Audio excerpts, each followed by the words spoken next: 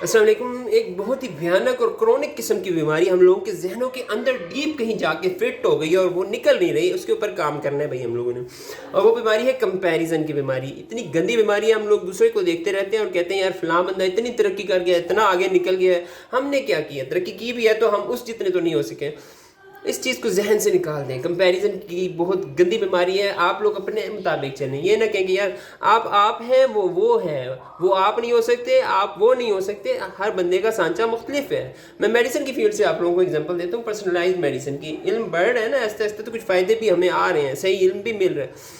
Personalise medicine یہ ہے کہ ہر بندے کے لیے میڈیسن مختلف طریقے سے کام کرتی ہے, تو اس کو اس کے مطابق کی میڈیسن دینی ہے. اب آپ کہیں گے یار فلاں میڈیسن اس پہ کام کر رہی ہے, مجھ پہ نہیں کر رہی, تو یار پڑھ لیں, تھوڑا سا سوچ سمجھ رکھیں. ہر بندہ مختلف ہے, سانچہ مختلف ہے. اب اللہ تعالیٰ سے دعا کریں, انشاءاللہ اللہ تعالیٰ آپ کو ترقی دے گا. کمپیریزن کرنا چھوڑ دیں. جزاکم اللہ خیر.